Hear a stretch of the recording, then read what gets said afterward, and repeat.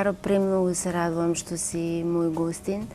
Навистина, јас можеби не сум толку вешта во твојата област, повешта сум во областа на тоа што ми е професија, меѓутоа се надевам дека доволно ќе те испровоцирам да говориш повторно за твоите ставови, дека овој наш разговор навистина ќе ги опфати оние суштински аспекти кои што се дел од твојата работа. Навистина твојот опус е огромен и немам јас што да говорам за тоа што го правиш ти низ твојата музика.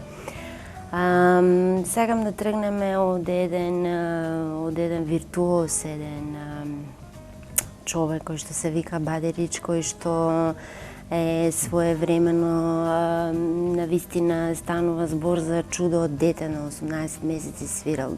Додуша свирал прво со лажиците на маса, меѓутоа уште на 3 фасцинантно како факт е дека уште на 3 годишна возраст било едно од најплатените деца. Уште на 11 години оформува свој бенд и навистина тоа се едни факти кои што и текако не треба да се заборават, барем за мене се многу значајни и во еден момент има изјавено дека доколку би имал некаква обука, тоа само би го деградирало неговиот музички талент. И има една интересна реченица негова што ете мене ми испровоцира да ти ја споделам, што вели дека името на еден музичар се создава само и преку неговиот индивидуалитет, дека така ги паметиме големите музичари по нивната индивидуалност. Сакам да тргнеме од там, да ги разгледаме тие аспекти, што те прави индивидуалец во тоа што си ти? Многу дискутабилно и суштинско и длабоко прашање, затоа што пред се сметам дека истражуваме и додека зрееме и растеме, откриваме всушност. Тоа е едно животно прашање. За мене лично. Се уште не можам да дефинирам многу работи во животот. Со секоја година што поминува, јас само се надоградувам и осознавам нови работи, и нови суштински загонетки, тајни. Така да, она што можам да го поврзам со градење на еден идентитет, длабочина кај еден артист, е најверојатно посветувањето, дисциплината и лојалноста кон една идеја која што ќе зацрта. Но и тоа е доста дискутабилно, затоа што во светот постои психологија. Добро. Онаа која што ние воспримаме од улицата, од секојдневниот живот, онаа што е во книга запишана, исто така постои религија. И сега понекогаш доаѓа до таа контроверзност помеѓу базирање на свеста на одредени догми, сваќања и морални кои што се наметнати, например?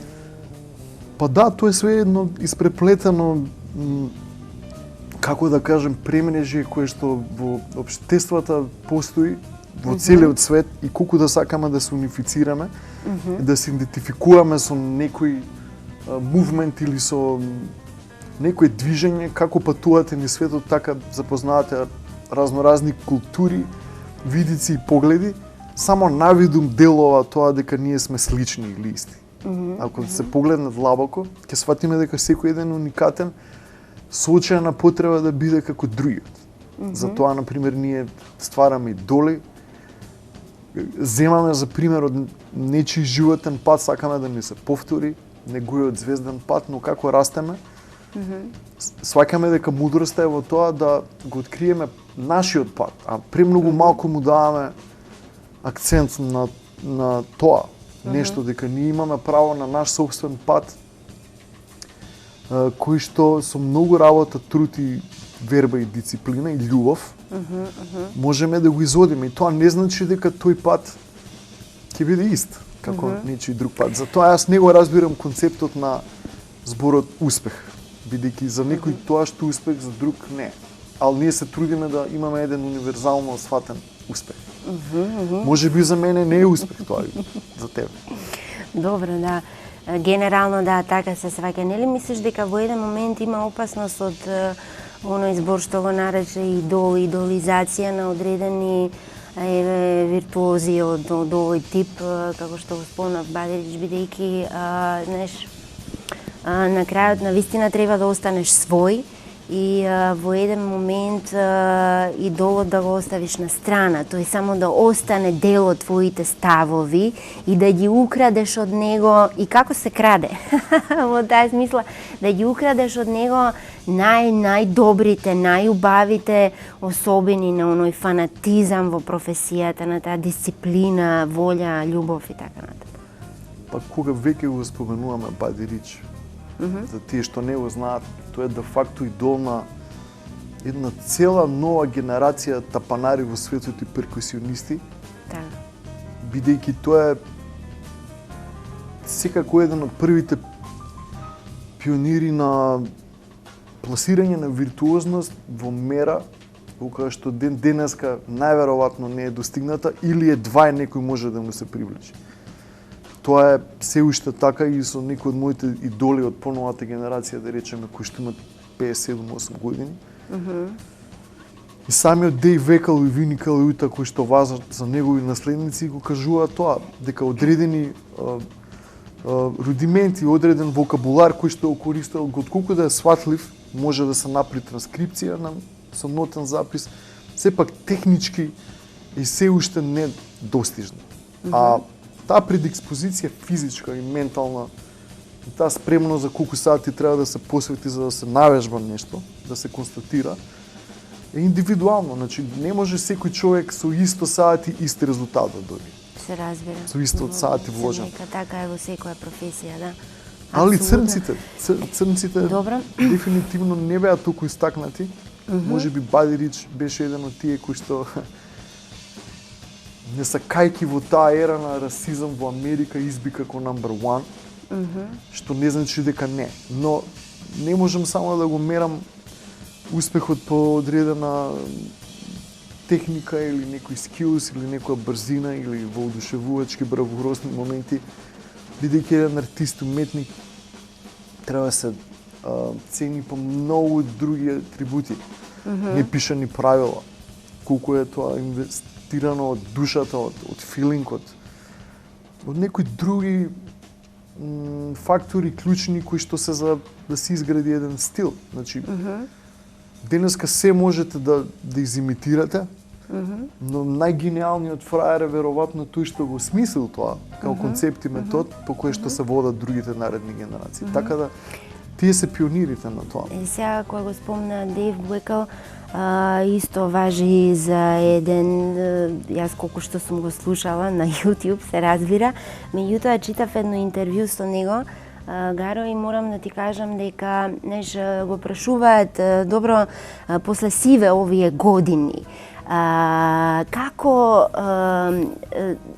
ако се подсетиш на тоа каде си била, каде си сега, што можеш да заклучиш? Вели, можам да заклучам и да знам дека ден денес можам и сватив дека треба да го свирам само тоа што јас сакам да го свирам. И вели во еден момент дека, што им вели на своите студенти, исто го прашуваат, вели, јас им кажувам на нив дека ако само вие чувствувате на сцена што свирите и само ако вие уживате, тогаш имате некаков проблем. Апсолутно. Видете, тоа е поврзано со егото и со личниот став и однос кон работите во животот, бидејќи јас сум се нашол во ситуација каде што максимален број на сати кој што ми бил без да станал од инструмент бил над 6 и веќе физички телото добива болки и во еден момент се запрашав јас лично на кому му е ова добро на мене. Добра. Бидејќи запаѓаат еден транс на толку вртење на фрази и ритми, на тие виртуозности, на некои стадиуми кои што нормален човек не може да ги сперцепира и не знам дали треба. Да се прашував да што ако ова го појавам на сцена. Толку е стручно, толку е оддалечено од од комерцијала толку е комплексно на вистина. Што значи тој термин комерцијала? Знаеш како секогаш со моите соговорници без разлика од која област е, цело време некако го спомнуваме тој збор комерцијала. Што е тоа комерцијала? Комерцијала може да и джез. Не е проблем. Еве Мајлс Дейвис важеше за поп артист затоа што во Америка нема многу пати нели во Америка. Пев. И тоа е кратенко од popular, поп. Значи, popular може да е Бетовен и Моцарт и Мајлс Дейвис. Тоа не значи одреден стил на музика. И тоа ми е многу смешно кога ќе ми каже некој каква музика слушаш, поп. Во Америка кога ќе кажете поп, не се мисли на Майкл Джексон. Се мисли на тоа што е трендинг во моментот, popular. Popular е и Метрополитен опера, Ана Метрепко, која што има по една недела распродадени оперски сали со најскапа карта од $3000. Значи, тоа е тесно поврзано со комерцијала, значи комерција, она што се употребува на широки маси и се продава секаде. Тоа е како во супермаркет кој ќе влеземе и најпродан продукт е леп и млеко, така? Комерција е тој избор наставна комерцијала, нешто што е масовно најпродавано во моментот.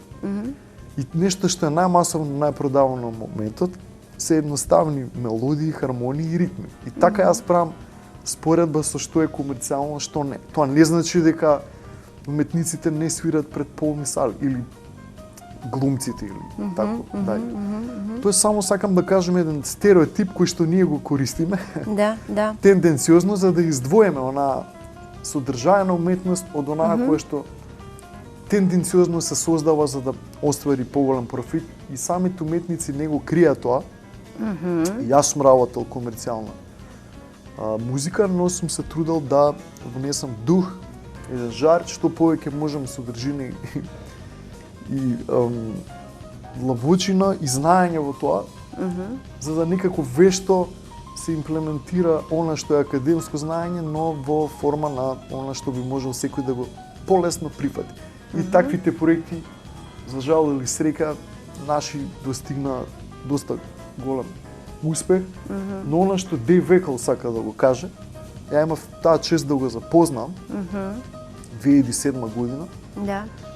Имав и таа чест да го добиам на проект, иако ме одби за драм дует.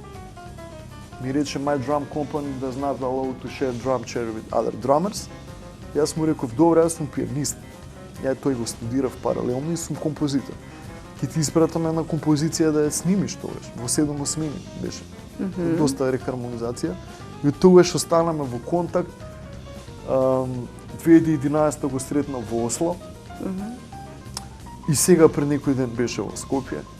И тоа е дефинитивно еден од моите најголеми примери во животот. Да не кажам идоли, со кој пораснав и можеби 70% поради кој се бавам јас со толку многу вежбање на овој инструмент е тој, бидејќи неговата биографија ме фасцинираше и неговата дискографија секаде каде што тој свиреше и направи, а за тие што не знаат, можам да кажам дека тој е предводник на новата генерација. Бубњари во светот кој се произнесе со еден нов, можеби не нов вокабулар, но представен на нов начин, со еден нов звук, со една светска продукција. Прв пат се појавува бубњар у свет кој што третира бубањ со голем аутборд опрема. Значи тој е продуцент, искача на сцена со два рекови. Тоа се процесори, компресори, гейтови, лимитери, реверби и многу процесинг на сцената за да го има тој звук што го има. Па тоа се тригерува преку специјална опрема, се конвертира во MIDI звук, поди во други модули, тоа до тој момент ниеден бубњар не го направи. И он го направи тоа и во комбинација со неговата вештина и виртуозност и джез вокабулар. Така, да. Бидејќи он произлегува од Биг Бенд ерата. Фасцинација со него. И самиот тој вели во истото тоа интервју дека е многу различно, се во контекст на ова што го зборуваш ти, дека е многу различно кога компонираш сам за себе, а кога компонираш за некој друг. И дека... Па не знам, не, знаеш зашто не можам да се сложам со ова. Порано така мислев јас. Добре. Од кога ни успеа некои проекти, што не размислував дека во животот ќе дојдам до стадиум во реализација на 150.000 цедиња. Од нашето семејство, мислам, колку и да звучи нескромно, за нас лично и за Македонија успех бидејќи е рекорд. На вистина. Тоа се случи не сакајќи, сакам да кажам на публиката, без никакви очекувања. Првиот тираж беше 5.000 цедиња, за кои се прашувавме дали воопшто ќе како хард копи ќе стигне до публиката. И добро, балканската продукција Croatia Records City го продолжиме пласманот, имавме еден начин на и донирање на албуми, и продавање, и ширење преку вестници. Во 22 земји имавме пласман преку тие продукцијски договори со странците и до делење на цедиња на концерт на градскиот стадион што го правевме и стигнавме со се вкупно од сите тие работи преку 170-180 хард копи цедиња. Тоа само на еден проект од 14 наши албуми и во тој момент сватив дека не сакајќи сме влегле во нешто масовно. А во душа бевме инструменталисти, уметници кои што никогаш не се гледале на тој начин да се пласират. Низ видео спотови, низ соработка со некои епски балкански звезди и правење песни на доста поп артисти, но никогаш не сум имал кон нив негативен став или подценувачки. Затоа што паралелно на мојата надоградба во џез и класичната музика, паралелно растеп со Sting, со Stones, со Guns N' Roses, со heavy metal бендови као Metallica, Sepultura и Motorhead, онда Nirvana и наш Майкл Джексон. И гледам дека во сите тие Питер Гебриел, Бови и така дали, во сето тоа има многу вештина, има многу труд, многу знаење. Тоа е посебна димензија како се пишуваат песни и songwriting. Затоа не можеме да судиме така лесно што е квалитетно, што не. Џезерите многу би сакале да ја навредат поп музиката, ама не секоја го заслужува тој термин. Овој термин што го исто како што има многу лоша џез музика. Има многу лоши џез музичари кои што на тоа на кој се повикуваат како етикета џез музичар, не се на ниво хармонски на знаењето. Вокабуларот во импровизацијата е дискутабилен за тие што знаат, ќе спознаат одма дека фалат доста ненаучени работи. И онда ќе експериментираат со фристайл, со одредени правци како би ги избегнале оние норми кои што треба да се научат и поминат. Значи, имам цврст став дека џез музика не може да се свири доколку не сте образован. Тоа минимум 15 години формално образование. Бидејќи мора да се научи класична хармонија. Добро. Таа се учи во нижо средно. И е доста захтевно. Потоа се надоградува со џез хармонија, не може директно да се преде. И ние имаме доста артисти овде што учеа, рецимо на Беркли, тоа средна школа и класична хармонија воопшто не го имаат како знаење. И сега што е битно? Во целиот свет каде што сум бил јас, предизвик е кога ќе те поканат светски музичари, ќе ти дадат партитури, ќе те стават на свршен чин. Еднаш настапав со Греми Award џез пеачка, што е легенда во Америка. Да. И точно пред концертот ми даја партитура да свирам концерт.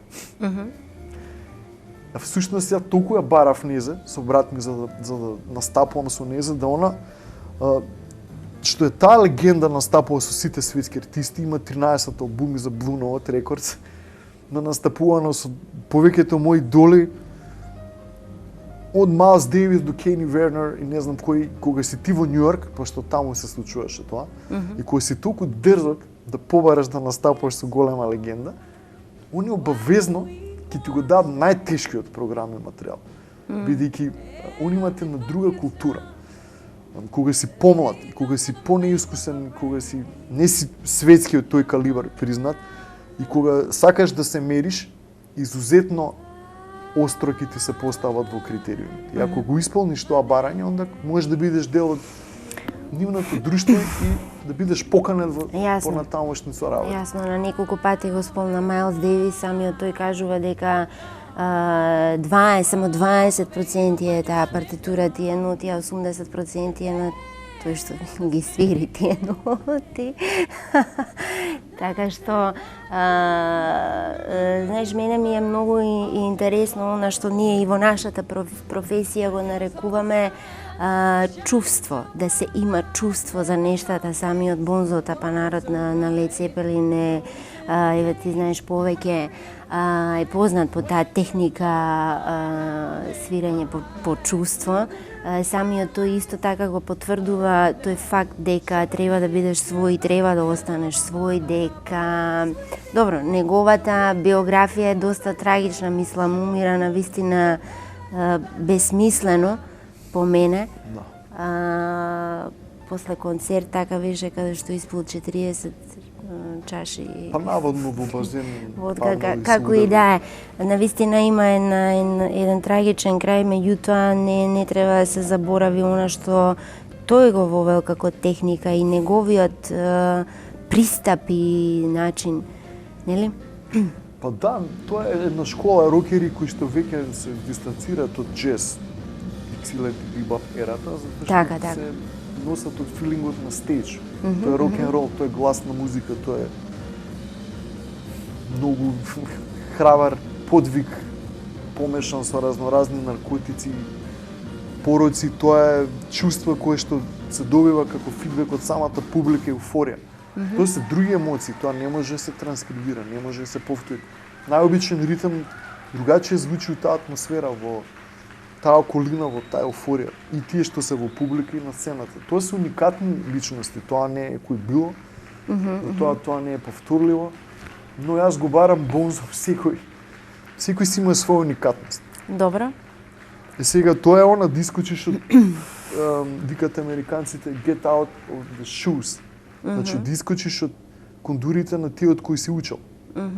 Во нас сигурно има многу идентитети од абсорбирани музичари, скинати фрази, не знам, констатирани пристапи, ал додека се најде својот израз, треба сето тоа да се рециклира и соџвака и да природно како емотивен момент дојде кај човекот потреба за еден нов израз или можеби не нов израз, туку еден сопствен израз. Да. Мене на пример во последно време ми доаѓа од сите тие работи што сум ги кинал и свирал. Не сакам веќе да ги свирам затоа што ми дошло преку глава. Сакам нешто ново и наоѓам на некоја фузија од нови мисли, па се занимавам со полиметрија, полиритмија, па со други правци. Тоа е експериментирање, нема крај. Тоа е жет и глад за нова музика, да се карактеризира човек себе си за најдобар. Тоа е најступидно нешто у свет. Затоа што едноставно не постои таква мерка со која може да цените. Добро, самиот тој вели многу сакам да слушнам некој и да речам вау, ова не сум го чул до сега. Сака да каже повторно треба да останеш свој и вели многу често се случува, ме интересира твојата приказна волност на ова што ќе ти го кажам.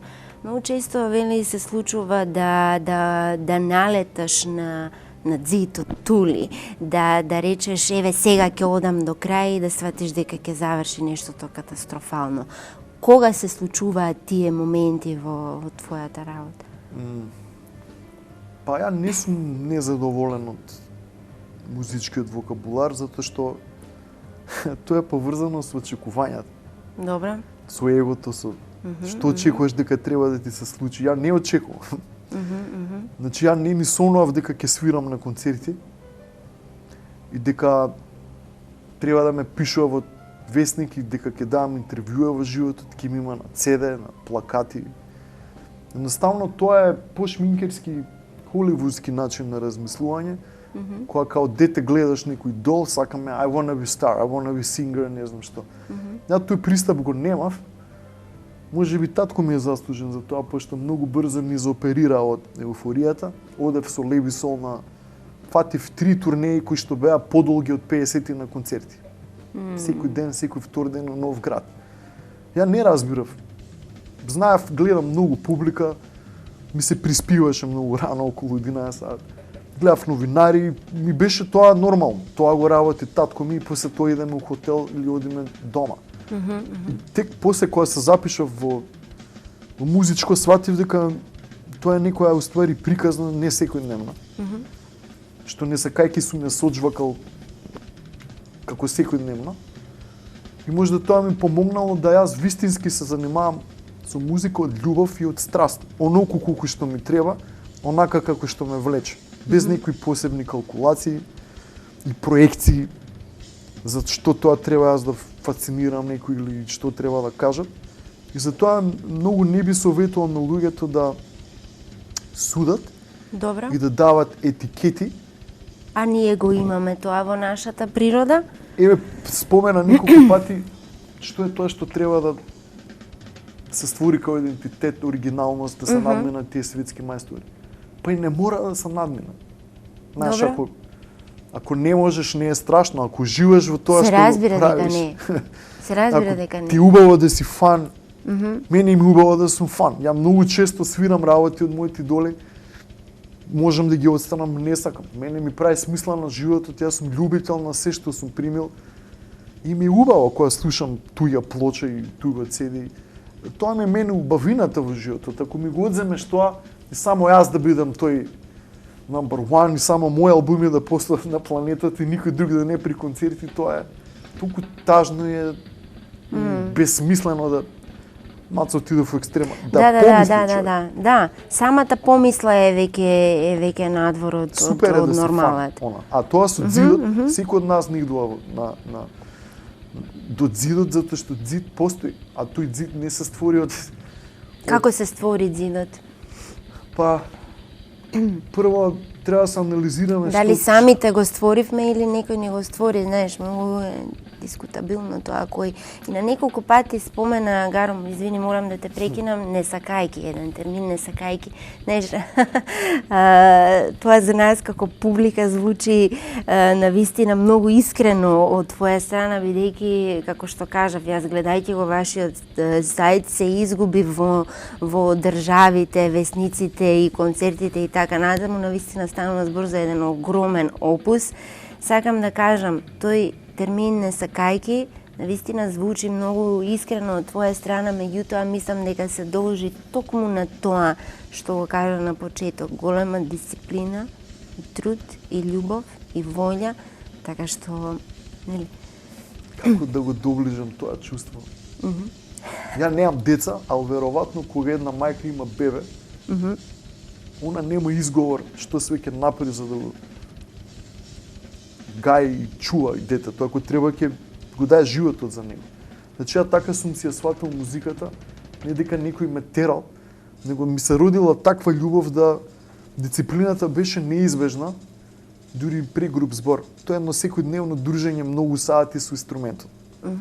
И дефинитивно имаше фрустрации, имаше тегови на тој пат, нели? Не секогаш си ја реализираш идејата, не секогаш свириш добро. Не секогаш ти успевало она што сакаш, па чекаш денови, месеци, па не проспани ноќи, па литератури со надеж дека тоа ќе помогне, па видеокасети, па одење на семинари, па запиши ова школа, запиши тоа школа, оди во оваа земја, во таа, и сето тоа ќе помине додека да научиш ти, да отсвириш тоа што си го замислил, додека не сватиш дека додека едно научиш, ти се открива нови апетити, има други работи што не ги знаеш, има трети, и така доживотно. И сето тоа е љубов. Значи, оној момент кој што не ми се допаѓа во уметностите, Добро. е нарекување на бренд. Од Бренд? Да, од артисти, од театри, од опера, од музичари, проекти. Да, де факто е дека имате музика која што слушнала. Добро, може да го многу дефинираме терминот бренд како... Па јас ќе ви го дефинирам од мој аспект, Добро. нека не ми се најутат колегите и корпорациите. Океј. Долго време сум во ова и мислам дека сум меродавен затоа што сум видел вистински договори во животот во многу голем број на земји и сум се запознал со вистински и светски артисти од нивната страна, не од страна на јас сум менаџер и те носам на концерт во Скопје и ти давам пари и си одиш. него како другар. Кај некој сум бил дома, со некој сум настапувал, тоа се приказни што однос менаџер-артист не го прават како муавет. И затоа можам да ви кажам дека повеќето се несреќни, бидејќи се жртва на прекумерен маркетинг, кој што го смисля како концепт менаџерите кои што повеќето нив не имаат душата на уметникот и се што ги занима е доколку салата е наполната, тој како менаџер е успешен. Не го занима дали е артистот болен, жив, здрав, несреќен, колку гениалност вложил, колку труд. Он го задржува него со договор, ти треба да ги наполниш тие сали, треба го оставиш тоа за мене, за ако менаџер да бидам подобар од другиот менаџер. Тоа е веќе игра на его помеѓу големите богати менаџери. И тие налагаат да неговиот артист е тој најобожуван, најсакан, додека другите артисти не чинат. Ово е бренд, а тој не е бренд. Значи брендот се создаде како потреба на менаџери, како збор, како терминологија. Добра, Ниеден уметник не работи и не живее за тоа да стане бренд. Такво нешто вокабулар не постои во една чиста душа. Како е кај нас? Тоа е продажба на живо месо и тело, праење пари од живи артисти, мора да ги спакувате во тоа бренд за тие корпорации да прават пари од нас и од поголемите артисти. Заради тоа користи бренд, за да може дојде кај еден спонзор и да рече: слушај, вие музичари се добри, но вие се бренд. Добро, кој го прави тоа кај нас? Тоа го прават луѓето кои што имаат потреба за пари и се манипулатори со медиумите и со омаложување на многу други вредни артисти кои што за жал немале среќа да имаат концерти во светот. Добро. Имаат многу знаење, но сега треба поради тоа што они немаат портфолио, ние нив да не ги сметаме за доволно добри и издржани во својот израз и уметност и да не ги сматраме за компетентни да застанат рамо до некои други светски. Па колку пати сте виделе Мадона да фалшира на концерт, што секоја македонска пејачка пее боље од неја. Или Ринго Стар е светски бубњар. Што мислиш за Ринго Стар? Искаше Пол Маккартни и го прашуваат: што мислите за тоа дека Ринго Стар е најдобар тапанар во светот? Вика, тој не е најдобар тапанар ни во Битлзи. Добро. Ова само е хумор, така? Да. Знаеш како Ринго Стар има... Но он е на најтиражниот бенд во светот, автоматски он е најдобриот. Да. И па тоа сакав да те прашам кој е твојот став, бидејќи имам налетано на неколку дискусии точно за Ринго Стар, каде што се зборува за тоа дали он е стварно вистински толку добар или добар го направи тоа што бил дел од така голем, нели? Дефинитивно е добар. Па добро, да, се разбира. Професионален бубњар. Меѓутоа ето видете, знаете што? Бренд, да сте најлошиот уметник после 2000 концерти на стадиони. Веќе вие сте како едно вино што старе, тоа е искуство и тоа не е шал. Не можеме тек така да го правиме младото. Тоа се приказни за кои треба книги да се пишат. Така е. Добро, Гаро, навистина си настапувал со многу значајни личности. Извини ке те прекинам. Често имам составници, ние имаме продукција и работиме со целиот свет. И често имам составници со одредени луѓе кои што не се во музиката. Добро. И ги интересира како се движат работите. Бидејќи јас, на пример, имам за задача и еден свој личен став да не ги манипулирам луѓето за да добијам нешто. Затоа не можете да ме видите мене брат ми многу често на медиум, затоа 99% од луѓето не знаат за нашите интернационални настапи и успеси, затоа што не сум сакал да бидам дел од маркетиншка манипулација врз публика, туку сакам тој што ќе ме слушне, без да му влијае тоа каде сум бил и што сум направил, и за кои лейбели во свет сум потпишал, а верувајте ги има. Знам, да. Без тоа, сакам да знам дали јас му се допаѓам на сцената, ако ја не сум на ниво, на неговиот слух, ако ја не сум добар во настапот, не сакам да ме вади портфолиото и биографијата. Да, тоа што се настапува во таа светска сала со тие светски музичари, за тој лейбел сте влегле каде што никој не можел. So what? Ја на сцената вечерава, ако не отсвирам добро, не сакам да бидам запамтен као човекот со статистика. И тоа мислам дека е волшебен проблем на нашето општество. Почна некои луѓе да бркаат статистика, а не квалитет на продукт. Тоест не е продукт, него квалитетот на искреноста на она што треба да го донесеме on the table. И често одите и разговарате со бизнисмени и со инвеститори и со себе тоа. Да, ама вас ве познаваат секаде, да. И сега он сака да инвестира и него му е тоа предизвик. Викам, ти дали знаеш што свириме ние? Па сите зборат дека сте многу добри. Ама дали ти знаеш што работаме? Така. Да, они све што знаат етикета, знаат дека тоа било продукт што бил таму и таму, ставен, достигнал успех, тоа е една приказна и тоа е тоа. Значи, така се уништуваат уметници, така се уништуваат идни генерации. Така не се остава простор за оние што стварно вредат да додат до поддршка и до пласман. И целата таа игра, наскоро ќе видите дека повеќе ќе донесе штета него успех. Добро, меѓутоа можеш да направиш од друг аспект една споредба, знаеш, ова се факти. Колку пати сте чуле за непроверени артисти дека се светски музичари? Кои што ако ги изгуглате имаат 5 настапи, нема 300 или 500 статии. Не е тоа за да ги нападнам ја, него јас и мене ме викаат светски артист, затоа што ме имало на над 300 ивенти и концерти во светот. Се сложувам дека не е малце тоа, но ќе се сложам дека за да се биде светски артист треба да отидете сега во аеродромот на Португалија. Добро. И да ве застанат 30 души и ви земат автограф. И тоа да ви се случи во Њујорк, и во Лос Анџелес, и во Париз. И тоа на ниеден од нас не му се случува. Ако сакаме да се лажеме, може. Да, јас сум толку успешен во светот. Да, ги полниме салите во светот. Но знаете што значи, еве, имавме 7 концерти во Њујорк. Сите беа исполнети за странска публика, имавме во Карни Хол концерт, изменаџиран од светски менаџер, што е прв пат да се случи на некој од овие простори, што беше продаен концерт со карти. И дури имаше побарување од една цела корпорација, никогаш не сум го кажал ова, која што сакаше да го купи концертот за својата фирма, да дојдат сите и да не може никој други да влезе. Јас тоа не можев да го дозволам со брат ми, затоа што сакав да дое публика, да дојдат продуценти. Имавме 12-13 VIP амерички звезди во публика. Само јас знам зашто сум ги поканил и што подоцна ни донесе тоа.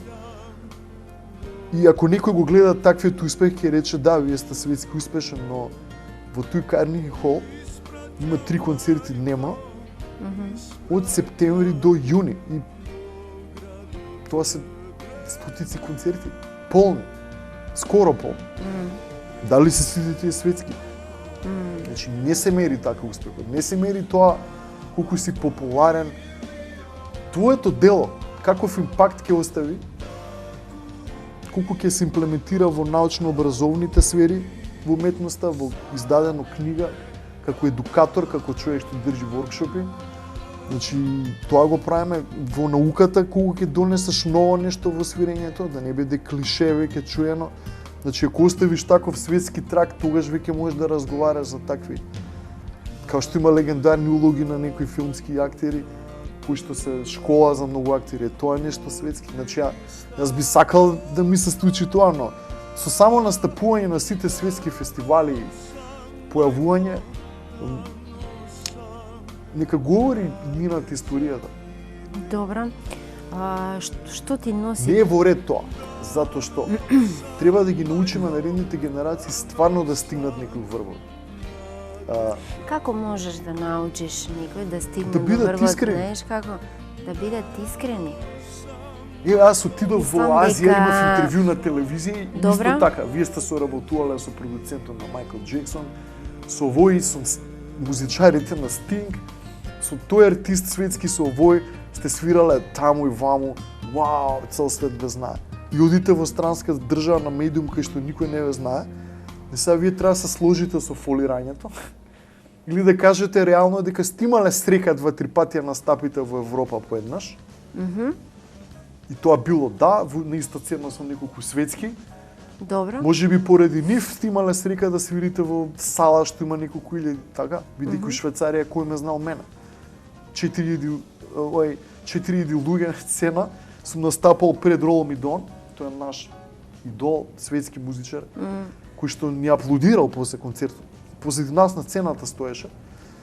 Беше фасциниран, но јас знам дека таа публика дојде ради него, ја имав срека да имам 4 концерти со мега звезди и да ме запознае публика. И во таа публика, верувај, ние донесовме неколку стотици цедиња, овака отидоа. Тоа беа продавани по 50 евра. Можам да зборам дека од тој момент некој следен пат веќе некој луѓе не запознаа. Дававме изјави на телевизии и не запознаа менаџери, но да се осмели човек да збори дека така не е во ред, затоа што во Америка сум се дружел со главниот продюсер на MTV и со такви легенди, сум се дружел со холивудски глумци кои што ме носеле во нивните ресторани, као Сопранос, тако дале. Ме частал вечера и сега кога правите мојабет за светски со артисти кои ви зборат во милионски тиражи. Майкл Джексон, ако не знаете, е рекордер со скоро 850 милиона продаени албуми. Ниеден од нас нема ни милион. Значи, треба да се запазат тие норми за да се наречете светски. Но тоа не значи дека вашиот квалитет не е ист како на Майкл Джексон или Сопранос или некој светски музичар. Но за да ставите таа етикета треба да се јадат лебови, треба да се поминуваат турнеи. Добро, Гаро, каде сме ние, знаеш, јас се слушам многу внимателно и ова се неминовни факти, навистина, големи факти. Ете, ние така ги перцепираме како публика, меѓутоа сум сигурна дека исто така можеш да направиш спорава во однос на тоа каде сме ние, што се случува кај нас, знаеш, ние како да зборуваме за такви тиражи кога ние еве во однос на мојата професија има само 13 театри во Македонија. Мислам, за што разговараме, ме разбираш? Разговараме. Ти ќе бидеш искрен во својата работа, меѓутоа на што се должи ова што си ти? Па се должи на таа наша судбина да сме родени во мала земја, која што мала физички, но е голема по историја и традиција. И капацитетот на луѓето е тој. Ви имате во Германија, јас знам, бев примен, стипендист бев во Америка и во Германија. Да. И во тој период таму кога бев, секоја општина има свој театар, хор. Во Келн има 2 филхармонии, има уште не знам колку оркестри, аматерски ансамбли во град од 2,5 милиона. Значи, тоа е со закон заштитено таму. Знаете, кога еден композитор се прави 200 години од Берлиус композитора, доаѓа влада, недела дена гледате црни мерцедеси, 2 милиона евра инвестирано во една недела воркшопови во чест на тој композитор во есен во школата бев таму. Тој град, значи. Да. И доаѓа делегација во чест на класичен композитор. Не во чест на дошол некој политичар или дошол не знам кој дипломат и слично. Композитор класичен. И тука имате бисти, на секој чекор имате бисти од уметници. Има 180.000 регистрирани гудечки инструменталисти во Германија. Тоа е земја со 80 милиона луѓе. Така се граничи со Холандија, значи. Тоа е Франција и така дале. Отворени граници, не треба ни пасош да се дава на граница. Секаде таму си имам шетано и преку 30 концерти минимум во таа земја. Со брат ми кога бев. Да. И сега што е многу битно, едноставно никогаш капацитетот и куповната моќ го прави своето. Колку да сме големи како народ, како традиција, историја и библиска земја и сето тоа знаеме да не повтараме, дома сме во Македонија сега. Колку да е така, едноставно Америка е таква земја која што за да трнете на турнеја ви треба неколку месеци за да ги посетите сите места. И тоа имате ваква категоризација, A-listers, концертни изведувачи на стадиони. Имате B-listers, концерти во арени од 20.000 луѓе као Staples Center, као Madison Square Garden. Па имате C-listers, оние што свират во концертни сали како Сава Центар до 5.000 луѓе. Па имате клабинг сцената. Значи прво се почиња со клабинг поп артистите и рок бендовите почнуваат со најексклузивните клубови во Америка. Justin Timberlake сите тие така имат почнато рок бендови, прават клубска турнеја во Америка, евентуално стигат до С листата, па ако стигнат до Б, понак да станат големи како Coldplay, U2, Guns N' Roses. Не е тоа така. Бев на турнеја низ Америка. Да, јасно. Значи изборуваме за тоа дека има некаков систем на функционирање, некаков критериум, значи веројатно, види може да се гледа Никој не дели гратиси во Америка. Во ред, да, кај нас е се сведено на гратиси, значи ајде да се навратиме. Добро, види, може да се гледа и како лесни. Добро, да. Меѓутоа, еве, мала држава може да се гледа и како леснителна околност од типот на тоа дека може секој до секого да стигне и така натаму. Сега, што е проблемот во системот на вредности, во критериум, не знам, не знам. Проблемот е што ние бевме Југославија, имавме големо тржиште, како може Алеби Сол да... Он има 30 сама центри. Добро, види, ама и ти, еве, и вие сте соработувале со многу балкански звезди, така? Значи, сепак не е ставено зид од тули, дека толку крај, не, мислам, еве, вие соработувавте така со многу големи имиња, нели? Да, затоа имавме срека да... од татко ми наследам доста пријатели. Јас патував на концерти со него. Он не запознаваше. Инаку како би дошол јас до Жејко Бебек и ти? Може би дошол, но тоа е така поврзана приказна да воопшто сум музичар бидејќи татко ми. Никош не би знаеле што би бил друго да не беше он тоа. И де факто е дека наследив име кое што во почетокот не бе свесен што значи, но кога видов Леби Сол дека имаат преку 1500 концерти, имаат турнеи по стадиони во Русија, во целиот свет, тоа што спомнав прески има 30 сама центри, и кога дојде моментот да го прочитам моето име на билборд во Белград во Сава центар, 2 пати, се случи таков концерт во Лисински, во Цанкарев дом, во филхармонии низ Балканот, од Софија до не знам каде. Го потенцирам Балканот бидејќи преку 50 на концерти правевме. Не сме го објавувале тоа, едноставно многу рано татко ми ме научи отколку да звучи ова сега безобразно. Но они со Леби Сол беа екстремно обесправдани во оваа средина. На токав успех, на 600.000 продадени плочи, на неколку илјади концерти, задниве 20 години ниеден медиум не сака ништо да каже за тоа. И ние сме фамилија која што живее благо кажано во траума.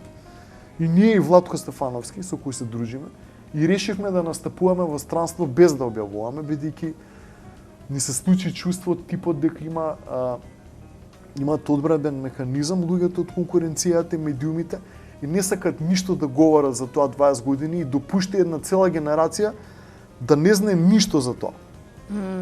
И не знае за најголемиот бренд во историјата на музиката во Македонија. Значи, вие кој сакате пејач од Македонија да го однесете, едва ќе наполни една Сава центар. Имате бренд кој што го прави тоа 30 пати, ги полни најголемите сајми, ги полни најголемите сали од 8-9 луѓе на Балкан, распродаа 5 концерти во Амстердам, распродаа концерти во Лондон, во Ирска, Копенхаген, Данска, прават 40 концерти како предгрупа на најаката група во историјата во Русија, на 40 стадиони, во Бугарија прават 40 стадиони, секаде прават концерти, никогаш ништо не се пишуваше во Македонија за тоа. Добро, Гаро, цело време споменуваме медиуми, не излегуваме по медиуми, знаеш, ајде да се запрашаме па што има во медиуми, што ни се пружа на тацна, знаеш како една ера и декада во која што новата генерација расте во едно тотално време каде што ти, мислам, зборуваме за тотална неинформираност, знаеш како, и сега па каде да се информира? Па немаш каде да се информираш, тоа сакам да ти кажам, еве колку емисии постирај нон-стоп. Па ќе постирам, не е проблем, не е тоа механизам. Ја бев порано мал, немав портфолио. Не еве сега стигнав до да потпишувам за 4 светски лейбели. Кој сака нека види на tavitianbrothers.net. Да издаваме музика што искача во цел свет. Влеговме на трибют проект за Майкл Джексон, единствени сме од Европа. Да. Тоа е навистина за Virgin Records. Издадовме за Sony, за Mezzo, за Watersign. Секаде сме на Deezer, на светските сајтови, Amazon, iTunes. И што треба ја сега да искачам на вести секој ден и да зборам, гледате, тоа е успех за Македонија. Не, јас се помирив дека има екипа на луѓе кои што тоа сака да се премолчи и ја уште толку им помогнав, кога треба да се премолчи, ќе молчам јас, затоа што они сметаат дека мене ќе ме повредат со тоа. Имам концерти многу. Да. Види, Мич Мичел на тапанарот на Джими Хендрикс. Ние правиме концерти во Знаеш што Македонија, има... само да ти докажам. Антички, Хераклеа, тука, универзална сала. Луѓето се јавуваа за карта повеќе, без гратис. Значи, најраспродавани концерти реално. И кога дојде моментот со нашиот концерт на стадион со сите балкански пејачи, у нас беа картите, 55.000 се продадоа. Океј, 20 денари беше, државен празник беше, но се продадоа картите и парите се донираат. Ја не сум видел токаа потражња за цедиња и никогаш не сме објавувале за статистики, затоа што некаме да делуваме као овие се фалат, бидејќи многу пати ме сретнале луѓе на улица и ме рекле многу сте арогантни вие, Тавитјан. Викам зошто? Така те гледам кога збориш на телевизија, само вие сте настапувале, сегде сте правеле ово. Викам добре, а онда ќе ќутам. Не знам како да го кажам тоа. Онда немам што да зборам онда. Ќе правам концерти, еве сега одам за Италија, имам турнеја во Австралија, па повторно во Америка и во Бугарија повторно, значи ги убаво е, полни се салите, фала му на Господ, не е ова за фалба. И сите знаеме колку е тешко. Едноставно тоа. Перо Антич ми е еден од подобрите пријатели кој што е светски успешен. Кога бев во Атланта, стигам на аеродром, човекот ме прашал на пасошка контрола, ми вика Do you know that your guy from Macedonia is doing a hell of a job for our team? Викам, Перо? You know Перо, ме вика. Како не го знам Перо? Значи он добил статус на легенда Атланта. Дали тоа никош Перо ќе излезе да го каже на телевизија? Дали никош ќе каже дека НБА сајтот го постира секој втор ден, кога беше 2 години таму, како прави фаул на најболјиот кошаркар во моментот Леброн Джеймс, на Коби Брајант, како се дружи со нив на daily basis. Тоа ние нема да го збориме за нас сигурно. И во иднина нека не очекуваат луѓето да се појавам во медиуми, да зборам за моите концерти, надвори и проекти. Затоа што едноставно постои Google, постојат веб-сајтови, YouTube. Од нас има на YouTube над 600 видеа. Фала Богу, гледани се. Некои се по над 500.000 гледаност, но не треба тоа така да функционира. А како треба да функционира? Треба да има општа култура. Треба да има информирање за што прават луѓето од културата. Треба да има простор во телевизиските медиуми за видеоспотови, за концерти. Ја во архива во моментот имам над 130 концерти во нашата држава, не објавени. И некои луѓе ме прашуваат, објави ги. Јас ги прашувам каде? Да се јавам кај другарите од медиумите, абе, те молам брат, имам концерт, пушти го. Од каде ти? Од таму ми. И добро ќе го пушти инцидентно и 2 дена ќе се врти. Како тоа ќе допринесе за... Добро. Еве на Мецо телевизија бевме. За нив подпишавме веќе втор албум вадиме, светски од Мецо. И они имаат од сабајле до вечер класична музика, навечер блус и джез. Значи, и тоа се деша секој ден 365 дена во годината. Македонија нема таков медиум за театар, за опера, за музика. Јас не сакам да фаќам врски, знам дека ми се отворени врати медиуми, за едно концертче да емитуваат. Јас апелирам да се створи телевизија за македонска поп музика, рок, за джез, за театар, за опера. Имаме прекрасна опера. Секојаш кој имаме оперски мајски вечери распродадено, луѓето сака. Има филхармонија, треба тие концерти да се снимат. И имаме можда еден од најболите театри во свет као актерска екипа. Јас сум работил музика и сега работам музика за театар. Тоа никогаш не е ставано на медиум. Или кога е ставано, тоа е некоја толку далечна приказна од пред 2-30 години. Значи, ова е апел. Ова е апел за младите генерации кои што студираат, ги има стотици музичари, актери. Не знам што да прават кога ќе завршат средни факултет. Да. Мојата приказна така е разврската да стекнав контакти надвор и настапувам надвор. И настапувам во Скопје кога ќе ми се посака да правам концерт. Еве, спремаме голем концерт за неколку месеци. И да, ал тоа е инцидентно, тоа е до душа сме правеле во Македонија преку 60 концерти. Охридско лето 4 пати, во Скопје тоа е преку 20 концерти. Во секој град по не знам колку пати тоа било полно, стварно морам да бидам благодарен. Но што од сето тоа, што е фидбекот? Фидбекот е повторно турбо фолк, повторно некои чудни музики, повторно заминување во странство на наши артисти. И некои луѓе ме прашуваат дали да заминам, па ја викам да, замини. Јас заминав. Јас да не заминев немаше свирам во светот. Така потпишав за првиот албум во Sony, во Лондон со брат ми. Така влегов на сите тие други фестивали, па се вратив. Се вратив од кога сватив дека на овие луѓе ќе им значи постигнатото надвор и ќе ме сватат сериозно. Знаеш, мислам дека ние имаме една тенденција да се водиме по една девиза која што вели нема да мислиш дека ако го туркаш другиот, така ќе успееш. Ние така правиме. Затоа преска кога сакав да ти кажам за тапанарот на Джими Хендрикс, не би чел, кој што тоа го вели. Нема да мислите дека така ќе успеете со тоа што ќе го туркате тој другиот. Така не се успева, нели? Има многу млади музичари. Кај нас, кои што се феноменални. Се феноменални, така е и на вистина не знам јас кој е начинот, појма немам кој е начинот да тие просто стигнат до тие продуцентски куки и да некој ги види и да... Јас знам кој е начин. Ја тој начин го предложив. Секоја влада што ќе дојде ќе го предложи. Добро, кој е начинот?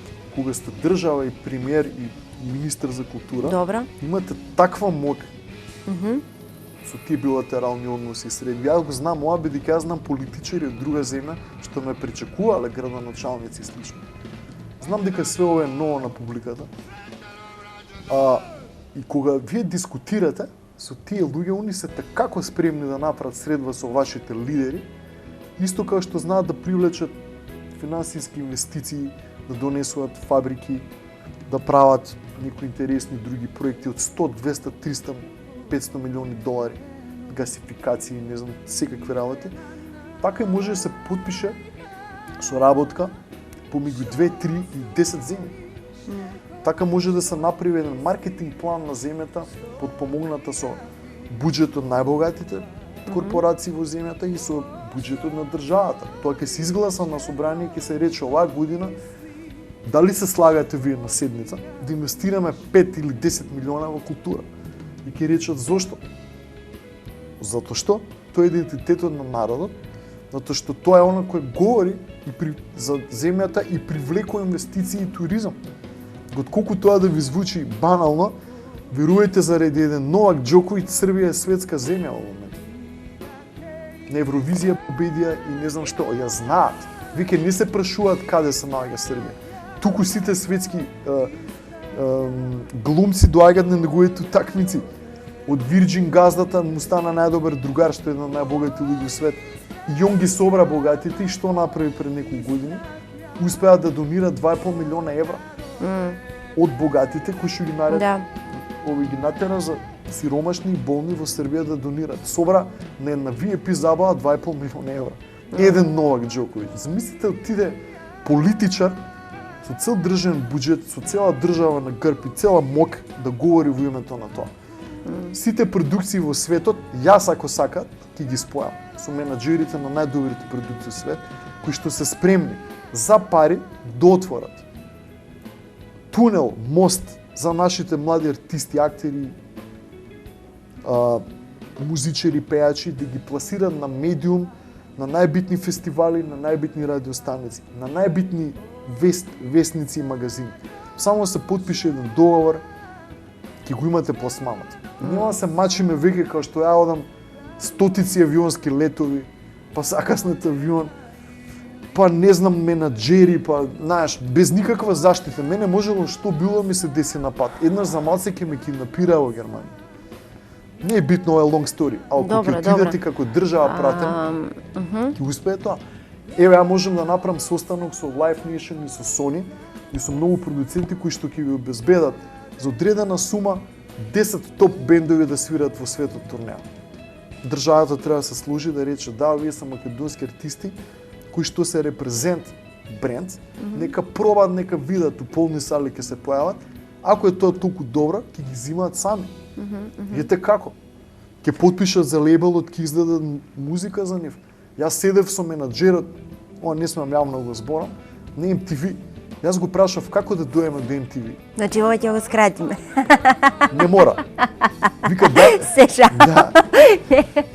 Вика дали знаеш дека откупени се термините во VH1, Sony Лондон, Sony Италија, Sony Австралија и Канада. Викам не знам што значи тоа. Тоа значи дека светската Live Nation која што ги има откупено правата за емитување на нивните артисти, Sting, U2, Alicia Keys, Beyoncé, сите ги имаат артисти, веќе откупиле термини во сите светски телевизии. И ти кога ќе доеш како анонимен со $100 милиона, не можеш да влезеш во MTV. Бидејќи многу црнци од гето кои прават пари преку црни бизниси сакаат да станат светски рапери, не им даваат, бидејќи термините се откупени во наредни 100 години. Освен ако не подпишете за нивната продукција и лейбл со која што имате откупено термини, вие не можете да влезете во медиуми. Тоа може да се договори на државно ниво. Ќе се отиде во неколку од лейбелите, ќе се понуди за возвратена размена, ќе се откупи дел од терминот и вие ќе бидете пласирани. Тоа го прават сите земји во светот. Тоа е препродавање на термин. Ја ги знам луѓето лично што го прават тоа. Доколку сакал некој храбар политичар од нашата земја да пласира артистите во светот, ќе го направи тоа. Има начин, они многу добро знаат, они се дружат со многу посветски ликови, со председатели, со премиери, со милиардери. Овие од музичката индустрија се смешни ликови за нив. Вака може да ги имаш тие контакти. Јас сум го открил ова како може. Добро. И сум го зборал и не било прифатено. Така да знаат. Добро. Има начин кој не бил прифатен као приоритетен. Као тоа било фрлање пари за џабе. Јас познавајќи ги проблематиките во Мислите мојата дека професија, не може македонски актер да влезе во Холивуд? Може. Зошто да не може? Треба да се јави некој на право место. Види, се кај нас се сведува на личниот интерес, на личниот успех, значи сам можеш само да стигнеш до тоа, не преку некој друг. Сакам да ти кажам дека во однос на тоа што ги познавам проблематиките повеќе во нашата професија, значи ние имаме генерално основни проблеми, а тоа се воспитување на новите генерации, градење на критериуми систем на вредности, што и нудиме на публиката. Ма разбираш, мислам целото ова што го кажуваш како факти е навистина идеално да се случи, нели? Меѓутоа мора да бидеме реални и да тргнеме од проблеми кои што се основни. Градење критериум, така? Точно. Тоа е домашно воспитување.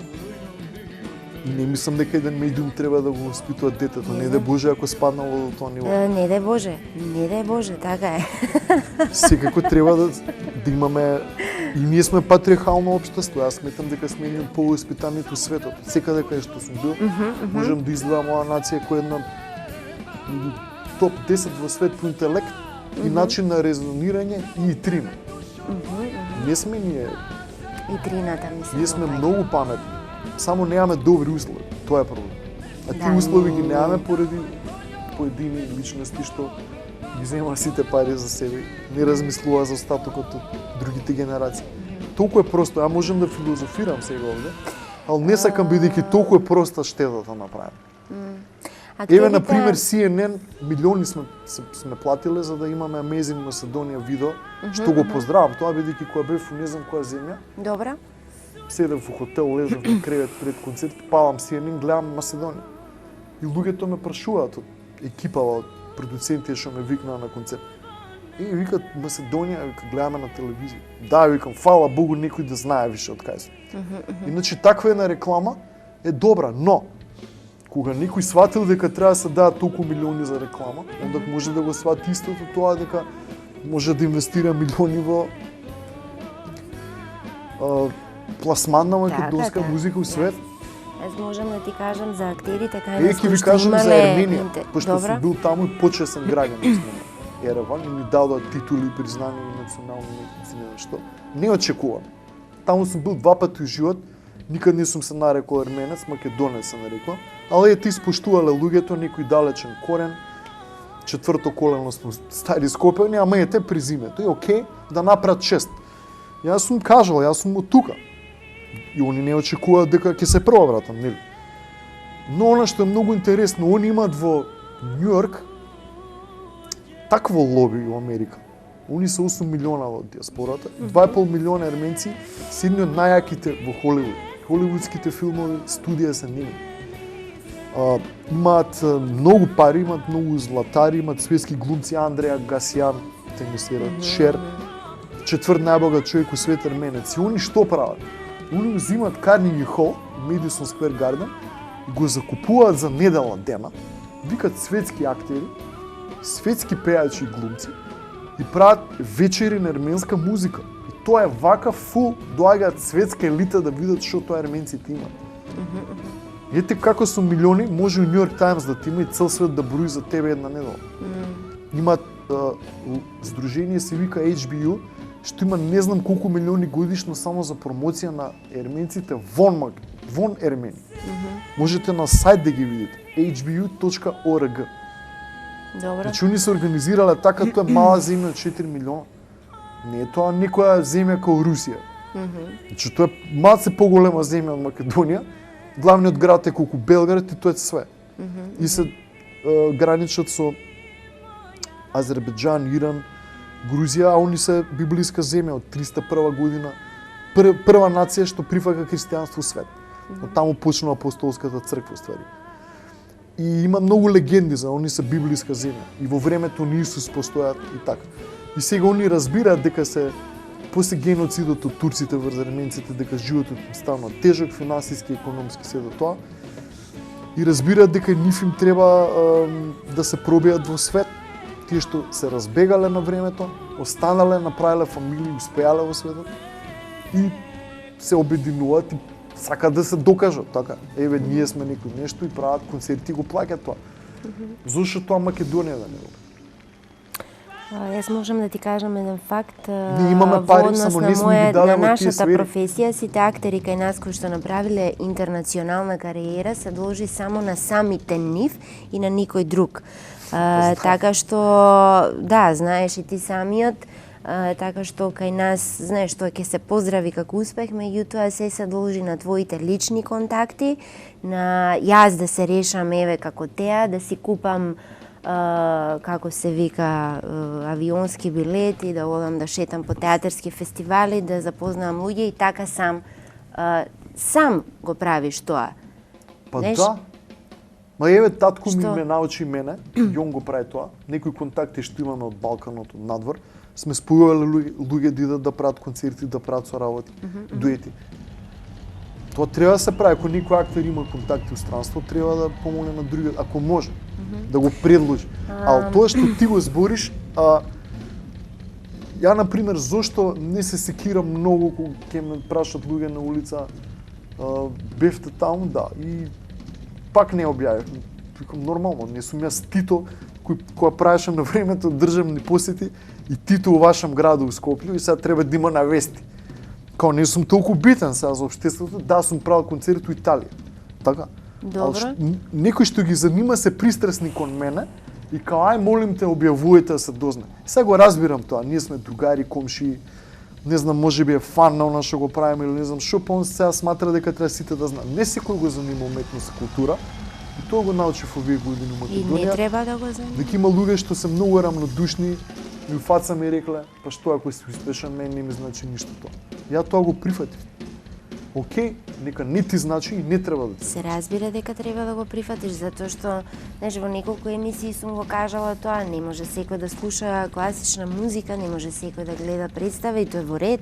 Така е. Тоа е во ред, навистина е во ред. Зборуваме за основно воспитување И во не се однос љутам. на културни на култура, една култура, не знам како да кажам, појма немам. Но имате синдром на масовно оцелување на уметници.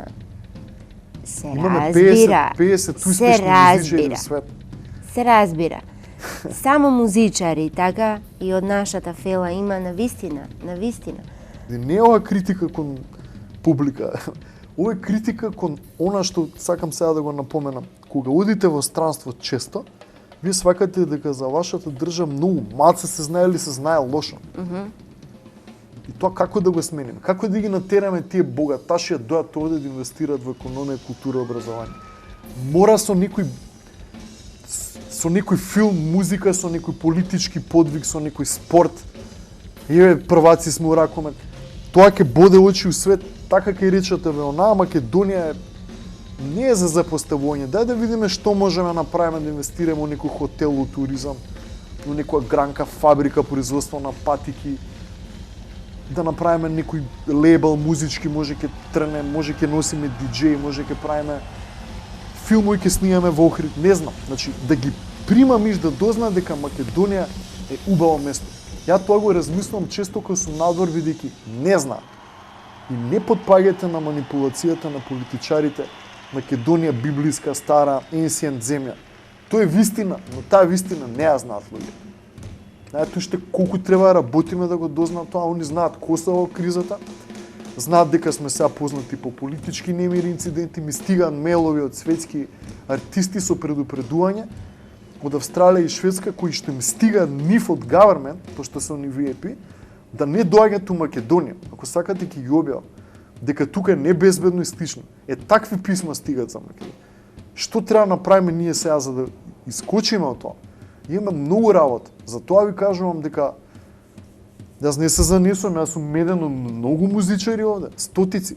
Не дека сум само јас, ал сите ние заеднички што се влијателни и артисти и спортисти. Спортисти највише, тоа е најценето нешто у свет и најплатено. Треба да работиме на имиџот, идентитетот ни е загрозен. Не може ни бизнис инвестиција да дојде ни ништо. Отворите вие на CIA Gov сајтот. На FBI CIA сајтот сме во земја број 1 по криминал, по загаден воздух, по перење пари, трговија со белороби и дрога. Знаете тоа?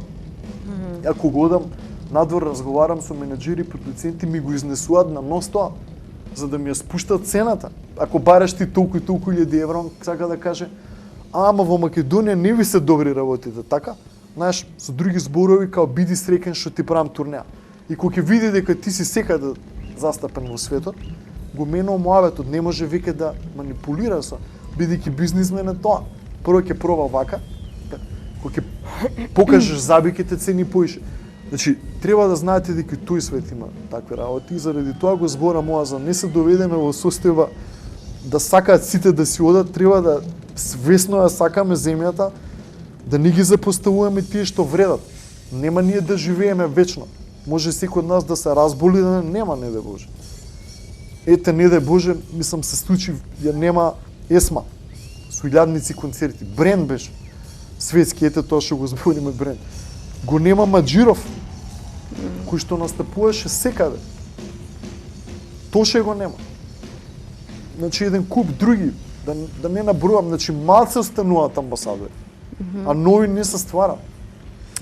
Идентитетот треба да се гради само креативно, знаеш, Не треба веќе сами да одиме. Ја, например, дискутабилно е прашањето што значи Да. тоа е идентитет, Гаро, знаеш како? Не знам, сега ние зборуваме за музика, меѓутоа има тука каков е тој идентитет? Еве во Софија правиме Што? концерт, 1500 луѓе, полна сала. До сега никој не го направи тоа во Македонија. Не знам зошто. Не дека нема феноменални музичари. И ми доаѓаат луѓе и ми честитат, имаше македонци од Атешето. И ми вика, Добро. леле, браво. Свака част голем ден за Македонија. Викам, колку милиона е Софија? Толку и толку. Колку луѓе има, викам, у салата, 1500. И пошто 2 милиона не се на концертот. Сакав да кажам, ви мислите со 4 концерта сме правеле таму, дека со концерт од 1500 луѓе завршена е промоцијата, со концерт од 1000 луѓе у Њујорк што сум правил, не знам колку пати, или во која земја сакате, дека е готово тоа. Сум настапувал и пред максимално 10.000 луѓе во странство на концерт. Значи, тоа се милионски земји.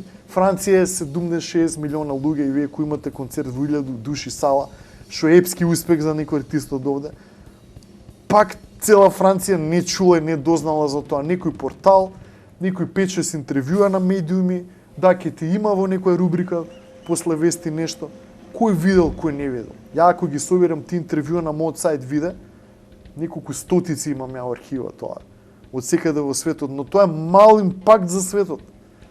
Мало е тоа. Треба да се појавиш на Греми, на MTV Awards, у светски филм, не знам, соработка со некој светски епски музичар што е број 1, не што е Б, С, Д класа. Значи, за да не приметат, има многу работа, како земја. Треба, сега, она што го предлагам ја, не ние поединечно како артисти да правиме концерти надвор, него да се обединиме повеќе уметници од повеќе ешалони. Театар со музика. И спортисти, тоа да се денови на презентација на наш повеќе бендови, повеќе ансамбли, класична музика, джез, повеќе перформанси. Тоа да биде еден патувачки караван, да се напуни цел авион од 50 души, да прави турнеи низ светот, да држат семинар. Еден за ударни инструменти, еден за пијано, друг за сликарство, друг за книжевност, имаме успешни писатели во свет, успешни сликари. Друг за спорт, значи тоа е пекидж дил што мора да се прави. Не може веќе еден артист. Ние сме премали за да можеме на држава на грб да носиме. Ви кажем после 300 концерти дека е тешко тоа.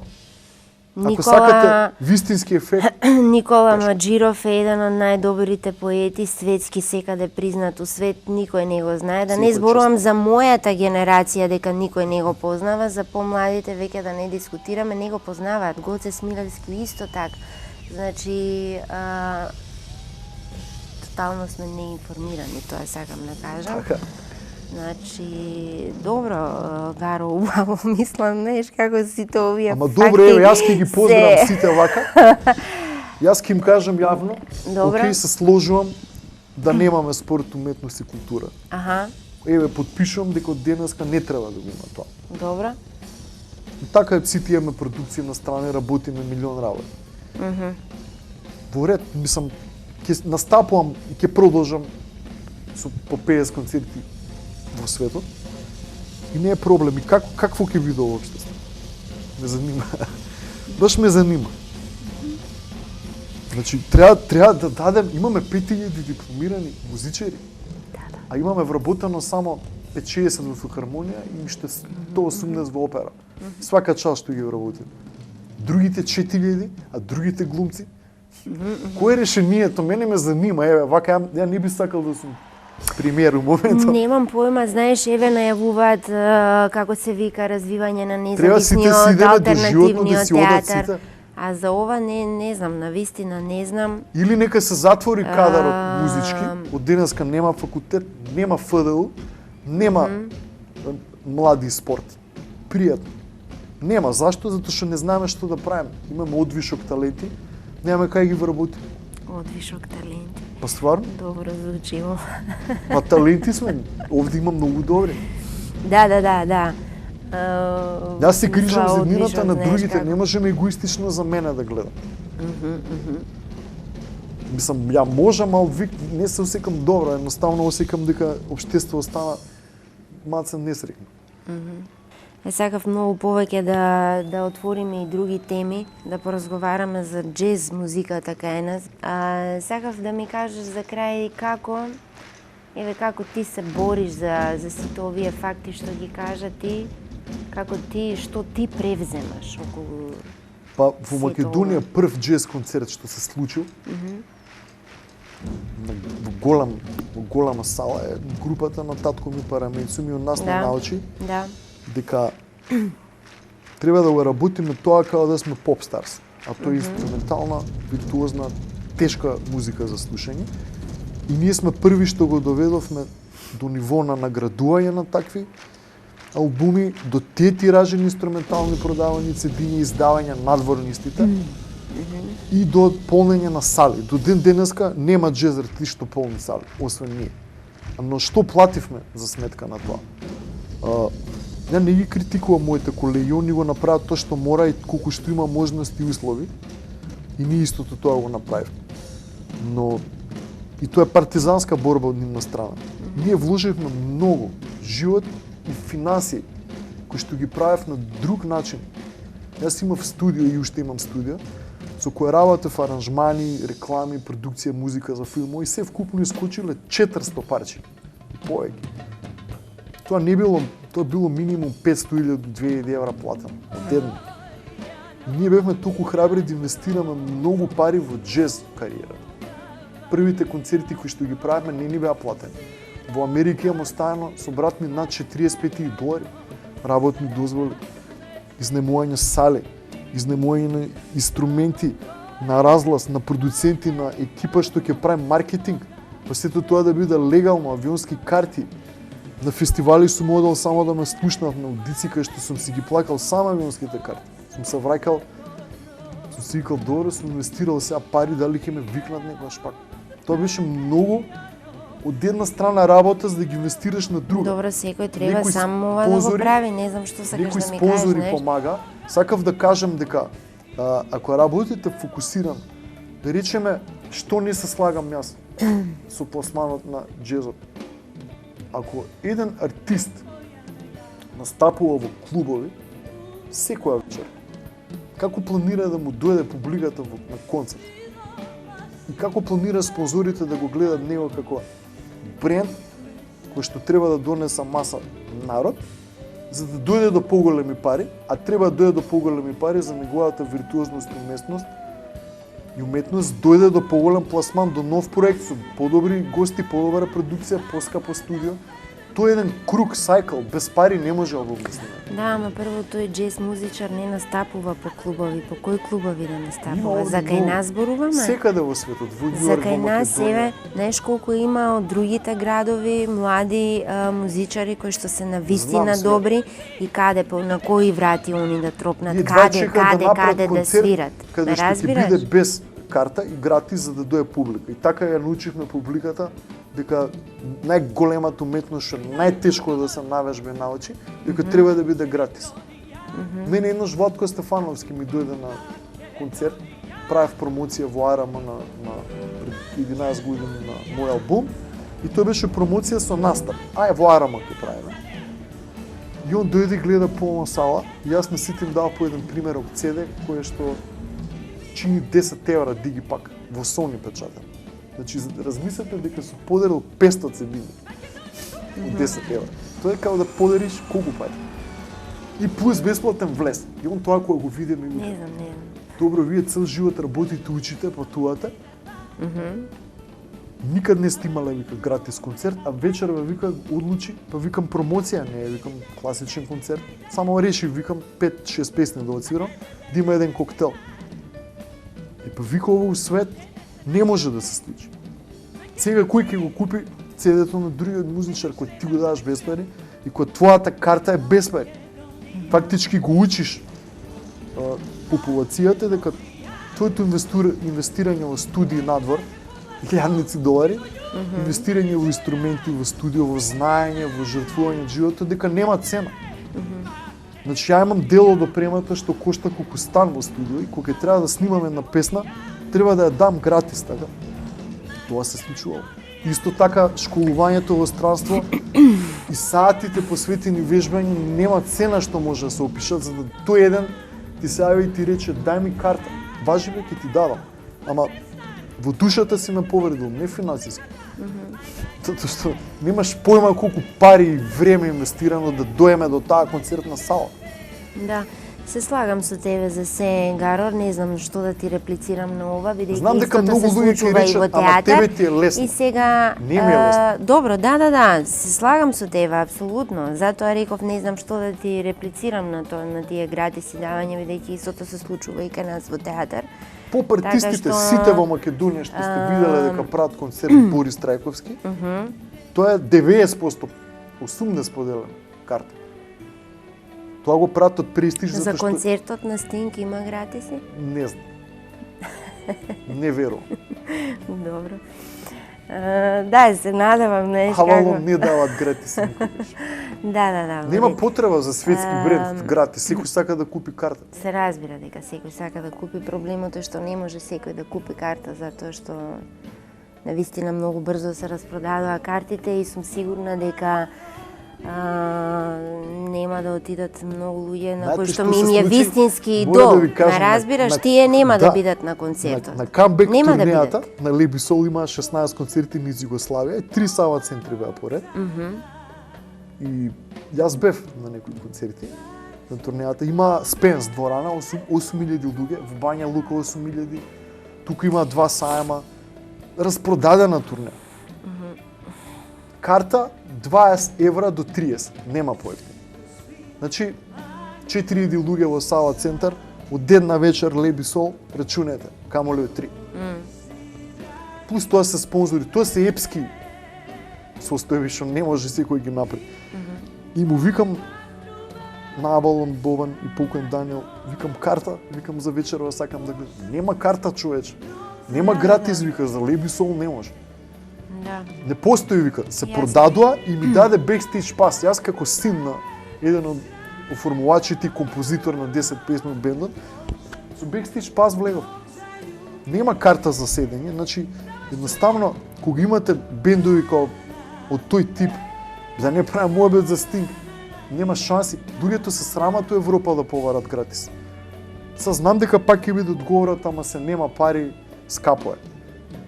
Но треба ги прашат уметниците зашто си отишле од оваа држава и зашто едва врзуваат месец со месец. Баш заради тоа, кога ќе му го кажете, абе брат, дај гратис и не знам што, па он ќе ти дај гратис, другарти, ама рачунај си му ускратил екзистенцијата неколку месеци унапред. Да. И тако нема да твори, нема да прави нов албум, нема прави нова представа, па на крај види ти како ќе имаш култура, узема тако му бараш цело време подарок. Да. А уствари, у последно време се продаваат карти во Македонија. Јас за последни наши концерти што сме ги правеле, се воодушевив, како имаше за 2 сали плюс барање, ама тргнаме на америчка турнеја, не може да бидам тука. Седиња се продаваат, кога имаш опера, филхармонија, добар концерт, тоа све е распродадено. Веќе се врака сцената. Се надевам. Но за да не се случи да биде инцидентно враќање од овој период 3-4 години следам, све е распродадено од културни ивенти, за да не се случи да е момент, треба да работиме свесно да остане така. Исто така како што као уметници треба да апелираме на секој работник во општеството, економист, доктор, што и да работи, Добро. да му се обезбедат средства за да може да купи карта. Значи ние како уметници сме исто така граѓани обични кои што треба да се бориме за правата на нашите комшии и сограѓани. Се разбира. Ако нив им се деша неправда во здравство да искочиме гласно. Ако тој работник не е платен затоа што тој е сајкл. Он нема да може бензин да плати, цигари, авионска карта, карта за концерт, апчиња за децата. Шо и да е, треба да се бориме едни за други за правата. Не е ова само дека уметниците треба да живеат, а друг никој да не живее. Треба сите да имаат живот. Се разбира. Не може да се дојде до позиција да еден, не знам, уметник не може книга да си купи, да знаеш, Апсолутно. една нормална ствар. Може би работникот не го интересира да дојде во театар, туку го интересира, не знам, И ќе ви- да оди на одмор или не. Има други потреби едноставно. така е. Нема Реално потреба нема да откаде. се да оди во Ја театар. еден цврст апел, ќе ви кажам зошто имаме шунт уметност, а не добра.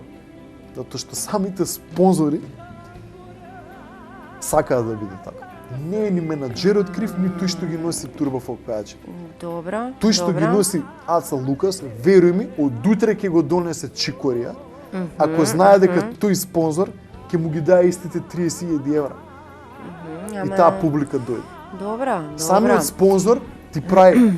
Ево, јас сум многу спонзори сум работел.